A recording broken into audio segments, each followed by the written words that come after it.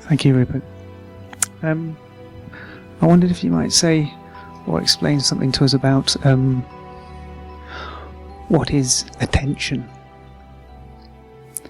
Because, for example, in the yoga exercises, we can start to give attention to our hands, or as we're sitting here, we could give attention to our bottom on the chair.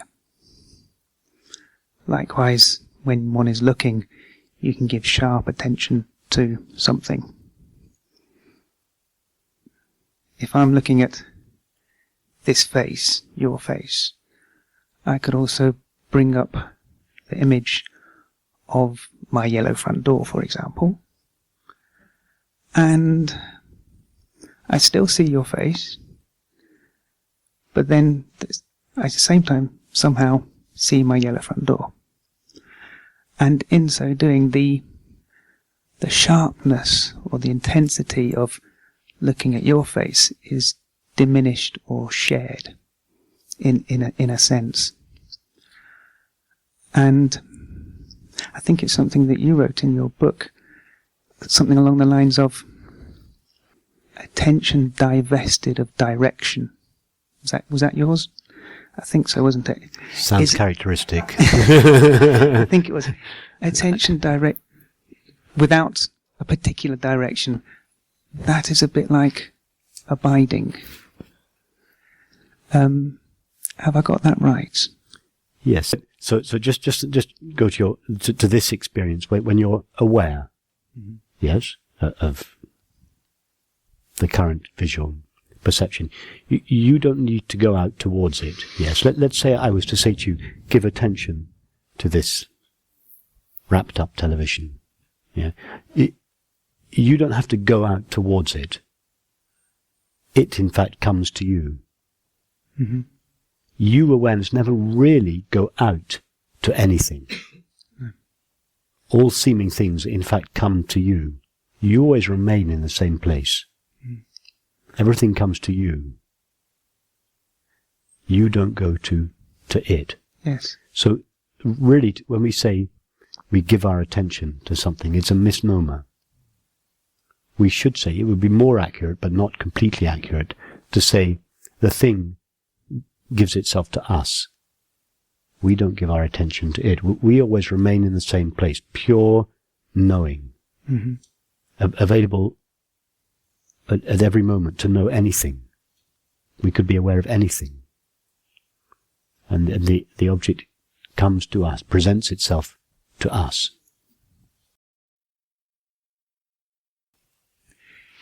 It feels a bit like if there are all things in the room and I select something to concentrate on and give particular attention to, or another example is if you get a bit neurotic about something, you overly give too much attention to one particular thought and you go over and over and over and over it. Or just sitting or walking, you can focus your attention on a particular part of your body, and then a lot of the other parts seem to reduce in your awareness, or you become less aware of them. Now that giving attention or selecting of a small piece of your overall experience feels like you're selecting this corner of the screen, and give your attention to the telephone. Yes. So until I said that, sorry to interrupt you, but it was a nice example. So until I said that, the sound of the phone was on the periphery of your experience. Exactly. As soon as I said give your attention to it, it took center stage. Exactly. Yeah? And that feels like an activity of the mind to give attention to something. And what I was trying to ask if it was correct is that if attention feels like an activity of the mind, it's a bit of an effort. If you just stop that effort, does that and allow equal ranking to everything, is that what we mean by abiding?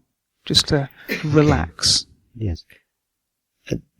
Yes, that would be one way of describing it. Yes. For instance, yes, you could say, be totally open to all realms of your experience. And when I talk about realms of experience, I mean the mind, the body, and the world. These are the three realms of experience. Thoughts, sensations of the body, and perceptions of the world. So we could, normally, we are, using the language you're using, we tend to give attention to one of these realms over and above the other two. We give precedence, and usually precedence to thinking. Thinking takes the most precedence, perceiving the world second, and the body is usually forgotten. It's considered the least important. So we could say, allow each of the three realms of experience to appear to you equally. Don't give preference to any particular realm or any particular object. Just be, in other words, be wide open, without focus, without direction. Just now, with your eyes open, and continue to look at things. You can continue, but just be wide open, not focused on anything. Allow the tingling sensation at the soles of your feet, just as much as you allow the visual impression of my face or your current thought. Allow them all totally, equally. That's what awareness is always doing. That's how awareness lives. Wide open to whatever appears. And the strange thing about that allowing is that on the face of it, it feels like there's some form of step or effort that needed to do that to start with, but in fact it's the opposite. Exactly. It's the unclenching of the fist. It's the unclenching of the fist, exactly. Which seems to be an activity, but the only reason it's an activity is we have become so accustomed to clenching it. In fact, we've forgotten that the clenching of it is an activity. It seems to be the natural state. So now we seem to have to make an effort to open it, but it's not an effort. It's the relaxation of a previously undetected effort. And that sort of decision, or that asking of oneself to be open, or is analogous to the decision to, right, I'm going to unclench the fist now. Yes. To start with, that feels like a mind making a decision to do that. That is why very often when people start meditating, they think that meditation is an activity of the mind. Seems to be something we have to do. And then as we go more deeply into it, we realize that meditation is not something we do. It is what we are.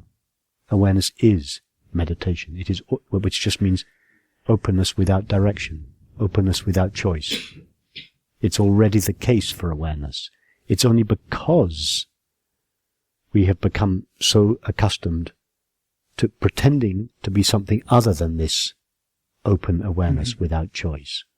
I.e., we have become so accustomed to being an imaginary separate self, always on a journey, that meditation then, for this imaginary self that is always on a journey, meditation now seems to be an activity of taking our stand as this open, empty presence. But it's only because of the previous activity in which we were pretending to be a separate self. Yeah. For that imaginary self, meditation is an activity. In reality, meditation is just means to be the presence of awareness. And this activity of the separate self slowly unwinds in this openness. Its activity of seeking and resistance just gradually peters out.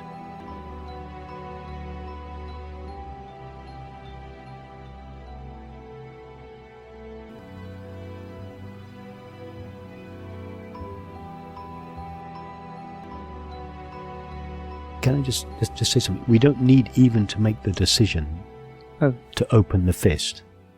All we need to do is to make the decision to cease cleansing it. Cease cleansing it, yeah.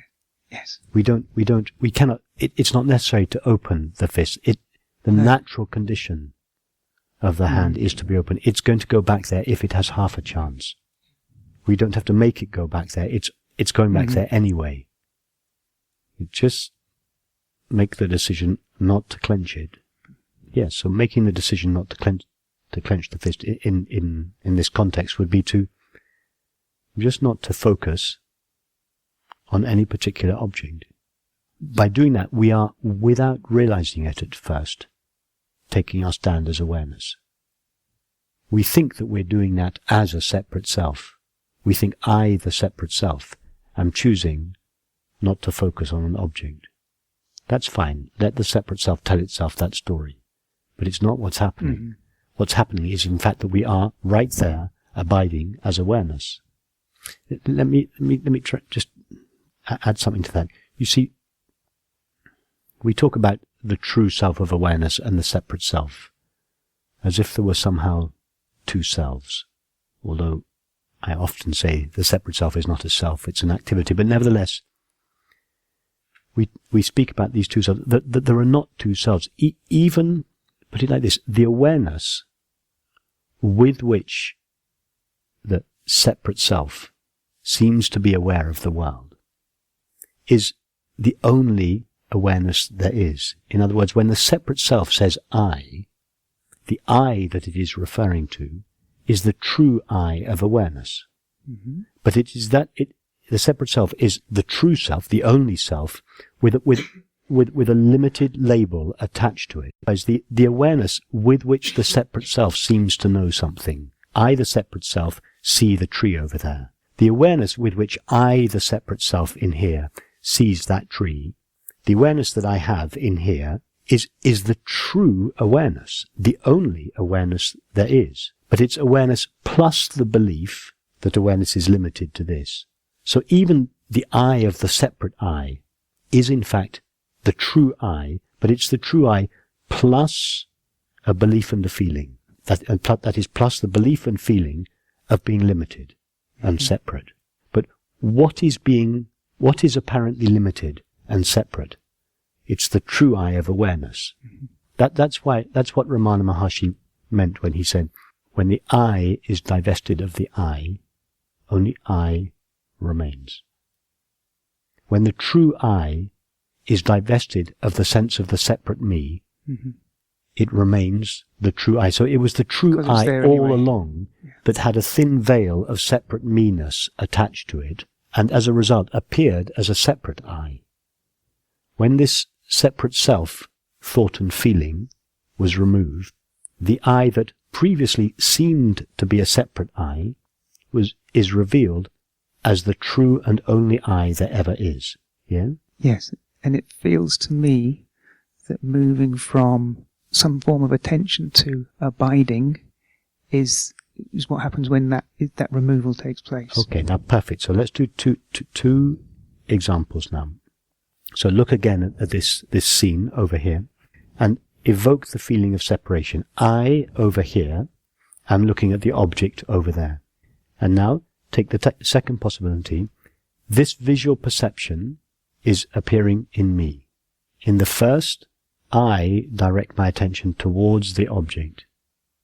In the second, I remain as I am, not here a location, but in my being, and the object comes to me. Mm-hmm.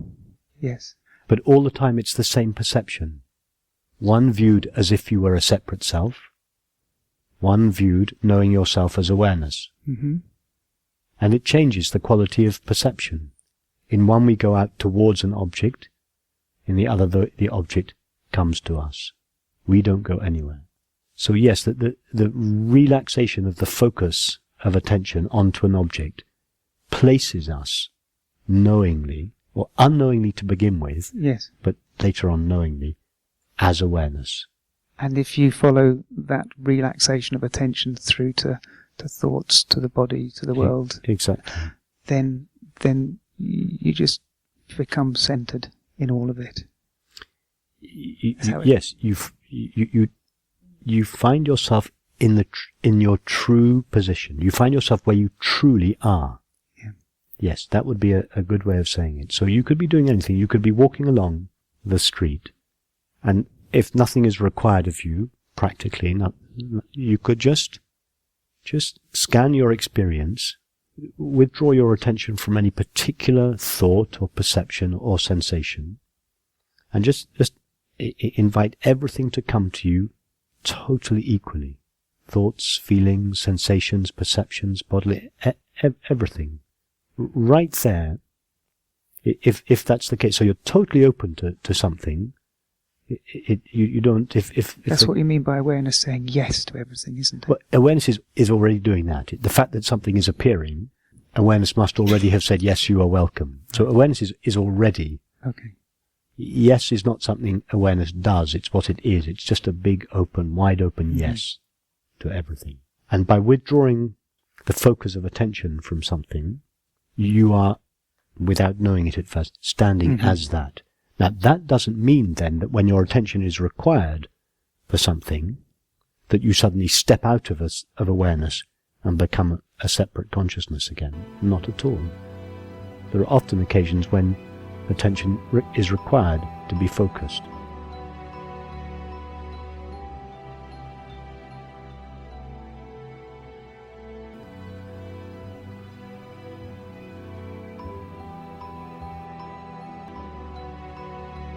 See, this is the bit where I lose it often, because I when I remember, and I'm not sure if that's the same as Ouspensky's self-remembering, or remembering the self-idea, that you can go back into this undirected, completely open state, or being, and then something draws your attention, and then it might be 10 hours later, you think, oh crikey, yes. Yes, but don't see that the necessity to focus on an object as a problem. It's necessary. It's required of us often, just to make a telephone call. Yes. You need to focus on the numbers. You need to, which means that you're going to withdraw attention from somewhere else. That's not a problem. So it's not abiding or focus of attention. To begin with, it seems to be. Yes, how it seems. But as it becomes more your natural way of being, you find that even during intense or focused activity, you don't lose your sense of self. You don't shrink into a separate self again. Right. To begin with, when an object demands our attention, we tend to, as it were, fall out of awareness and become again a separate self. But that, for instance, this is the kind of thing that you could, if this is an issue for you, you could make up an experiment around that. Where you could take an activity where you would normally get totally lost and become identified again as a separate self. So choose something, making a telephone call or whatever it is. Choose something that suits your body mind, and do both. Evoke both. Say, I'm going to do this, and I'm going to do it in the old way of doing it. Totally losing myself, becoming totally identified with the activity, and then do it again with the same focus of attention, but see that it's not necessary, that you never actually cease being the presence of awareness. You don't suddenly become a separate self in order to make the phone call. You always remain awareness, and you can make up experiments in order to establish in your actual experience, not intellectually. We're discussing now the intellectual possibility. Yes. We're discussing the theory of it, but go through it. Rehearse it. Yeah. Do it in the old way, and now do it in this new way. And see that the telephone call gets made just as well. The telephone is not saying to you, you have to become a separate self again in order to make this call. The world never imposes that on us. It never, however demanding life in the world is, it never truly demands for us to become a separate self.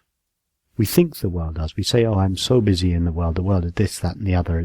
It makes me feel. The world makes us feel nothing, one way or the other. It's very obliging.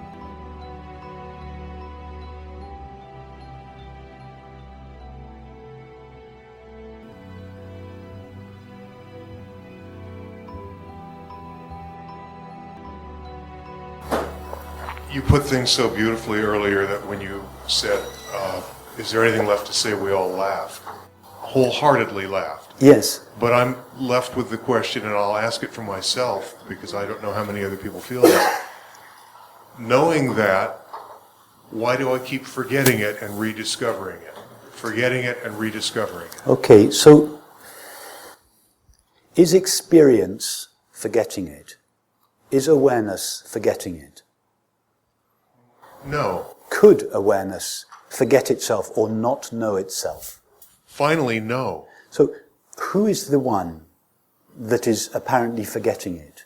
Who is the self that forgets and remembers? The small I guess. Not the small I, the imaginary I. Oh, better. Thank you. There are not two I's, one real I, and a big I, a universal I, and then a small limited I.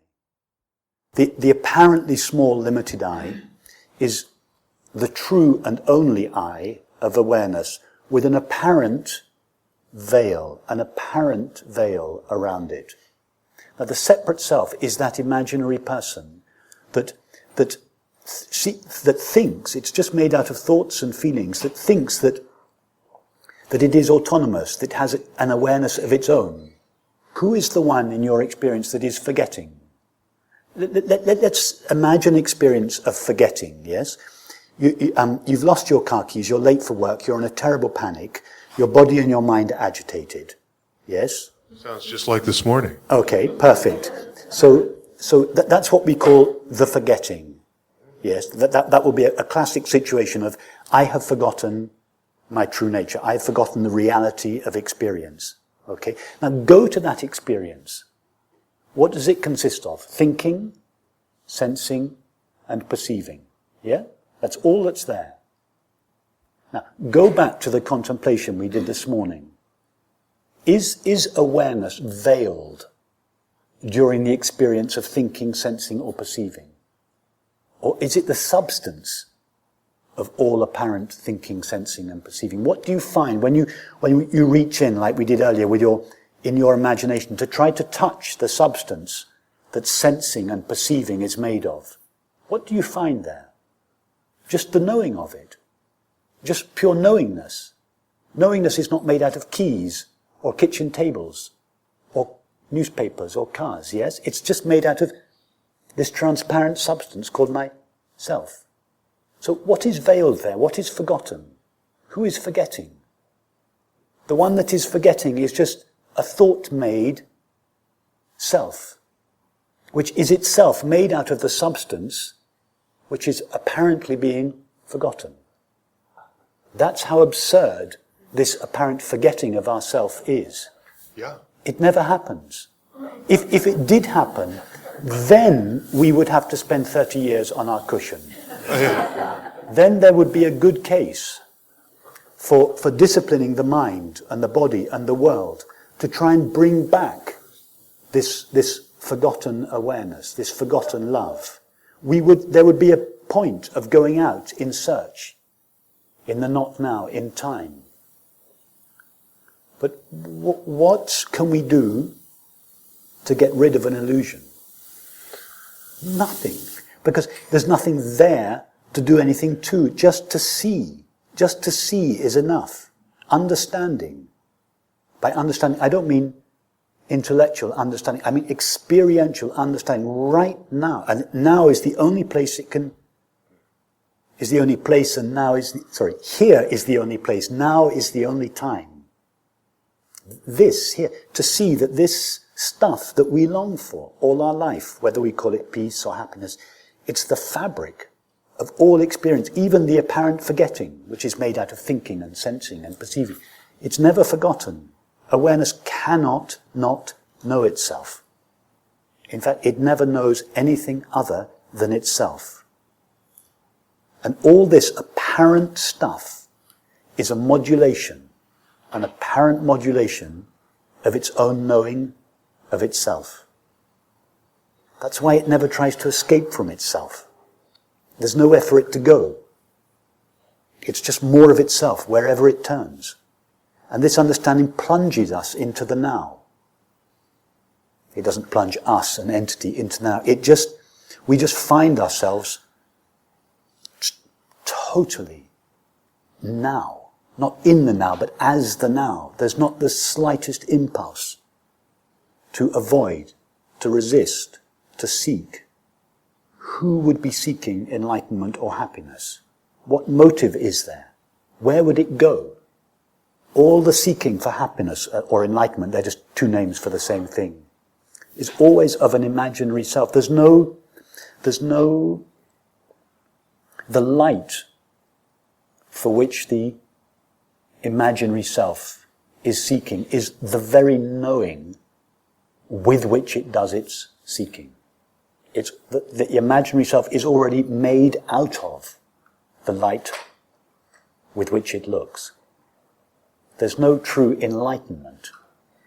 Light is already totally a light. Awareness is all that it ever could be right now. It's never going to become more aware or more present than it is now, more unlimited. Because it was never truly limited to begin with. It was only a thought that imagined that awareness shared the apparent limits of an apparent body-mind. It all takes place in a little thought bubble. Seeing this, understanding this in our experience, it totally undermines this fundamental presumption that we were speaking of earlier. The fundamental presumption that experience is comprised of two essential elements. And therefore, almost all our thinking, which was previously based upon this fundamental presumption, I and other, I and object, I and the world, it undermines all of that right at its root. Thinking, perceiving, sensing, acting, relating is still available. Relatively speaking, the body-mind is still available, but it no longer serves an imaginary thought and feeling made self. It begins to serve the only true self there is, which is presence. The body and the mind are used to express the innate qualities, if we can call them qualities, to express what we truly are, rather than expressing the neuroses and the fears and the anxieties of this imaginary self. Thank you.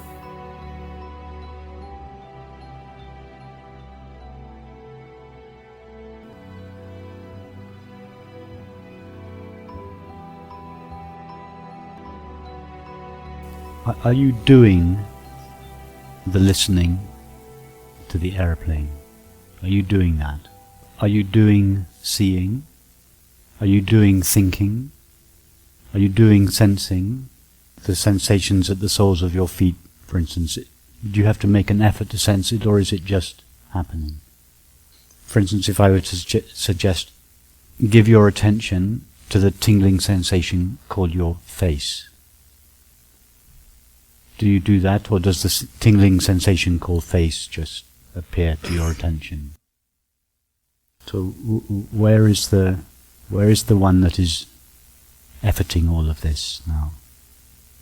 The sound of the birds just happens. Your thoughts just happen. The desire to get up and walk outside just happens. The sensation, the flow of sensation called walking just happens. The desire to experiment, to take the experiments we were doing this morning out into the field, it just happens. Sense of me just happens. Thought, there is a me doing it, it just happens. Where is the me to which that thought refers? Where is the one that is controlling? There is a thought that there is a me doing it. But the me to which that thought refers is never found. It's a thought that identifies you with a thought or a feeling. It's thought that says, I am this thought, or I am this feeling. You don't say that. Awareness doesn't do the identification. It's thought that does the identification. Thought says, what I am is this little flow of sensations and perceptions here, but not that flow of perceptions out there. It's thought that distinguishes between the two. It's not yourself. Yourself knows itself as intimately one with everything.